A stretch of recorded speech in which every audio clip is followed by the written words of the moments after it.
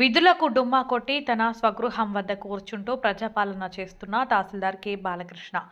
శ్రీకాకుళం జిల్లా కొత్తూరు మండలం స్థానిక తహసీల్దార్ కె బాలకృష్ణ విధులకు డుమ్మా కొట్టి తన స్వగృహం వద్ద కూర్చుంటూ ప్రజాపాలన చేస్తూ అధికారాన్ని దుర్వినియోగం చేస్తున్నారు అని స్థానిక ప్రజానీకం బురాడా కమలాకర్ తిరుపతిరావు తెలిపారు. ఈ సందర్భంగా తహసీల్దార్ కె బాలకృష్ణపై గతంలో పలు రకాల ఆరోపణలు, తహసీల్దార్ కార్యాలయంపై ఏసీబీ రైడ్స్, వాటిపై నేటికి స్పష్టత లేదు.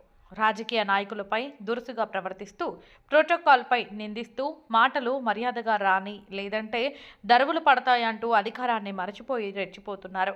అలానే భూ ఆస్తుల పట్టాలు కొరకు ఎవరైనా వస్తే వారిపై అభియోగాలు మోపుతూ వారి సిబ్బంది నుంచి లంచాలపై మొగ్గు చూపుతున్నారు.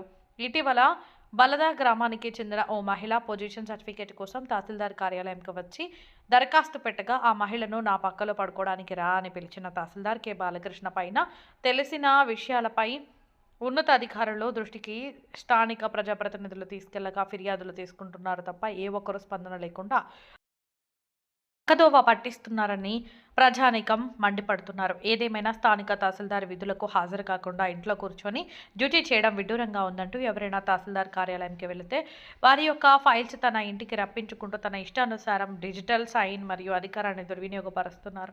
అసలు తహసీల్దార్ కె బాలకృష్ణ ప్రస్తుతం కొత్తూరులో తహసీల్దార్గా పనిచేస్తున్నట్ట లేనట్ట ప్రశ్నార్థకంగా ఉంది. వారి స్థానంలో నూతనంగా హాజరైన డిటి మురళీకృష్ణకు స్థానిక ప్రజానీకం పలుమార్లు తహసీల్దార్ కార్యాలయం చుట్టూ ఎందుకు తిప్పుకున్నారు అని ప్రజలు అడుగడుగా తనకు ఎటువంటి అధికార బాధ్యతలు అప్పగించలేదు మరియు ఆఫీసు ఫైల్స్ను తన సొంత ఇంటికి పంపిస్తున్నాము అని తెలిపారు. దీనిపై ఉన్నతాధికారులు స్పందించి ప్రజానీకానికి న్యాయం చేస్తారా లేదా అని ప్రజలు వేచి చూస్తున్నారు. ముఖ్యంగా అధికారాన్ని దుర్వినియోగం పరుస్తూ కులాన్ని అడ్డుపెట్టుకుంటూ ప్రవర్తిస్తున్న తహసీల్దార్ కె బాలకృష్ణపై చర్యలు చేపట్టవలసిందిగా డిమాండ్ చేశారు. ఒక అవినీతి ఎంఆర్ఓ అని నేను ఎలా చెప్తున్నానంటే, గతంలో కూడా 2 ఏసీబీ కేసుల్లో కూడా ఈయన ముద్దాయిగా ఉన్నారు. అవి ఆల్రెడీ నిర్ధారణ అయ్యాయి. ఎంక్వైరీ కూడా జరుగుతుంది దాని మీద. అదే కాకుండా పొజిషన్ సర్టిఫికేట్ల గురించి వెళ్ళిన మహిళలకు కూడా ఈయన పక్కలోకి రమ్మని వేధించి వాళ్ళని లైంగికంగా ఇబ్బంది పెట్టి ఆవిడ తిరిగి ఈయన పైన అడుగుతుంటే ఈయన కులం పేరు పెట్టుకొని ర్యాలీలు తీసుకొని ధర్నా తీసుకొని ఒక ఎంఆర్ఓ అయ్యుండి ర్యాలీలో పాల్గొనొచ్చా?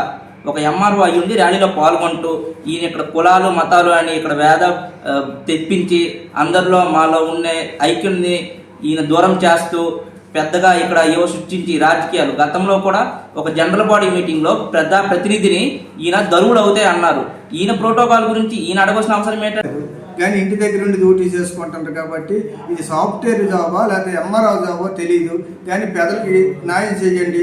తర్వాత అతని మీద చాలా ఆరోపణలు ఉన్నాయి ఎంఆర్ఓ గారు. కాబట్టి అతను సస్పెండ్ చేసి కాకపోతే ఇంకొక దగ్గర వేసేసినా మా కొత్త ఎంఆర్ఓకి వేస్తారని మీకు ప్రార్థిస్తున్నాం.